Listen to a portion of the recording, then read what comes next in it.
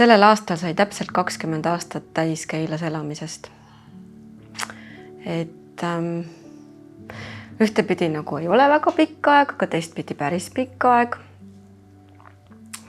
Ja mis selle 20 aasta jooksul on toimunud või juhtunud? Püüan rääkida. Et kui Keilasse kolisime jaanuaris, siis suht kohe hakkasin ma mõtlema, et mida võiks tööeluks siis ette võtta, et olin päris kaua juba kodune väikeste lastega olnud, vahepeal küll mingid töösutsusid teinud, aga sain aru, et see, mida eelnevalt olin tööeluks teinud, et sellega ma jätkata ei saa teatavatel perekondlikel põhjustel. Ja siis ma vaatasin selline asi nagu Keila leht, vist oli ka ikka tollel ajal. Ta oli küll, nägi teistsugune välja ja vaatasin seal kuulutusi, töökuulutusi ja Keila kooli otsiti, tollel ajal siis Keila gümnaasium, otsiti õpetajaid. Ma isegi ühendusin, ma mäletan, ühendusin ja küsisin täpsustust, aga ma ei kandideerinud sinna ja ma ei tea, miks, ma ei mäleta enam, mis selle põhjus oli. Ja otsisin edasi võimalusi ja kuidagi läbi ühe tuttava sain kokku inimesega nimega Sirje ja rääkisin, et tahaks lapsele lasteaia kohta saada ja Sirje ütles, et aga me otsime ka sinna lasteaia õpetajat. Ehk tegemist oli siis tollel ajal SOS Lastekülas asuva erakooliga. Ja nii ma siis kooli tööle läksingi. Esialgu lasteaia õpetajaks ja sealt edasi peale 1 aastast töötamist lasteaias olin abiõpetaja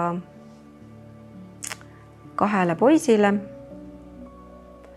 ja sealt edasi ma liikusin klassiõpetajaks. Vahepeal ma töötasin Keila hariduses, sihtasutuses. See oli ajal, kui just planeeriti uut koolijoonet, mis tänaseks on juba natukene üle 10 aasta vana, kui ma õigesti mäletan. Ja läbi nende sidemete, mis mul Keila hariduse sihtasutuses tekkis, jäin ma pikemaks perioodiks tööle Keila tervisekeskusesse. Aga kogu selle perioodi vältel mul kuklas kipitas üks mõte. Tänasel päeval ma oskan öelda, et see mõte oligi see, kus ma praegult jõudnud olen. Ehk et Keila teraapiakeskus. Aga tollel hetkel ma ei osanud seda mõtet sõnastada. Ma sain aru, et mingi teenusliik on puudu. Aga kõiki neid kogemusi ja teadmisi, et seda teenust Keilasse kohapeal on vaja, ma nendes erinevates töökohtades korjasin kokku. Ja tänasel hetkel on täpselt 10 aastat möödas sellest, kui sai kokku pandud Keila rehabilitatsiooni meeskond.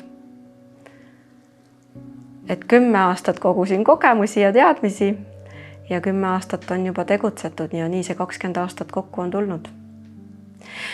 Et praegusel hetkel siin Keila teraapiakeskuse ühes toas istudes pean ütlema, et juba läheb siin majas 5 aasta. Et 4 aastat sai jaanuaris täis.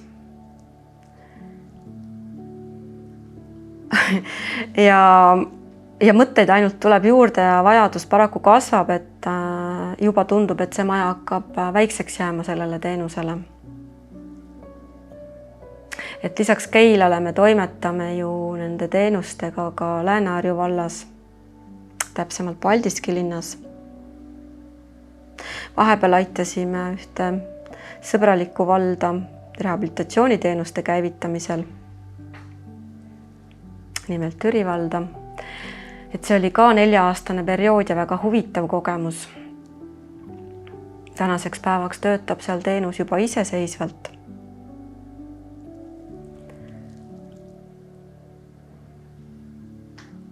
meeletult ruttu on see aeg läinud.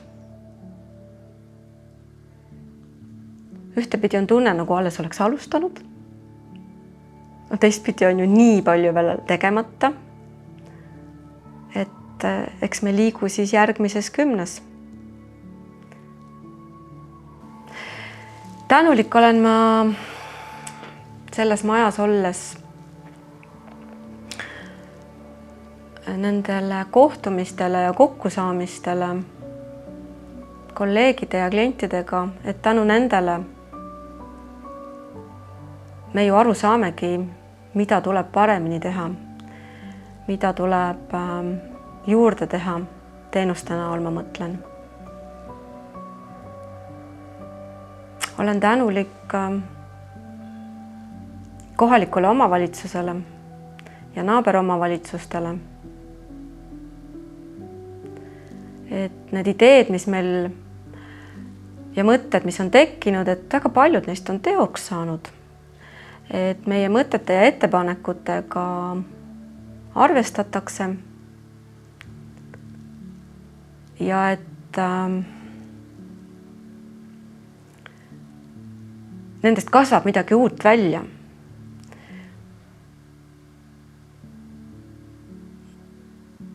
Ja koostöös selle valdkonna ehk sotsiaalvaldkonna, samuti haridus- ja tervishoiu valdkonnaga tänasest hetkest, ehk nagu ma nimetasin enne sellest järgmisest 10 aastast, võib pigem ikka ja peab sündima selline järgmine tase teenustes. Ehk et kõik 3 valdkonda saaksid käsitleda seda abivajadust ühtsena. Tihti me nimetame seda selliseks ühe ukse teenuseks läbi kohaliku omavalitsuse. Aga see olekski vist järgmise 10 aasta selline perspektiiv. Kui sellest Keila teraapiakeskusest rääkida, et need teenused, mis siin majas on, et iga üksik teenus täiendab teist. Ehk et kui teenused, mida me planeerime siin majas, et nad ei oleksid, et nad ei jääks nagu üksinda, vaid et nad on kõik kompleksis ja sümbioosis ja täiendavad teineteist. Et selge on see, et ma ei saa, et ei ole mõistlik majja võtta mingit mitte psühhosotsiaalset tuge pakkuvat teenusliiki. Autoremondikoda siia ei tule, eks ole. Et see on meie eesmärk. Ja püüame ka, et kui lapsevanem tuleb lapsega teenusele, et tal oleks siin mugav olla, et selle poole me veel püüdleme, et kui meil 3. korrus ka valmis saab, et siis lapsevanemal oleks samal ajal võimalik oma keha ja meelt turgutada erinevate teenuste näol, mis siin majas on. Hetkel olemas ja juurde tulemas.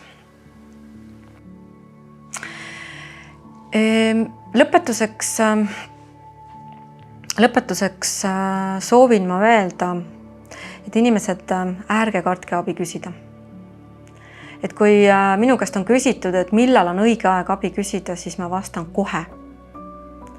Ja selle sõnaga kohe on mul üks tore nali rääkida, et olin kuskil kohvikus ja kõrval lauas istus isa 2 lapsega. Ja nagu ikka tänapäeval kombeks, kõik osapooled kipuvad nutiseadmes olema.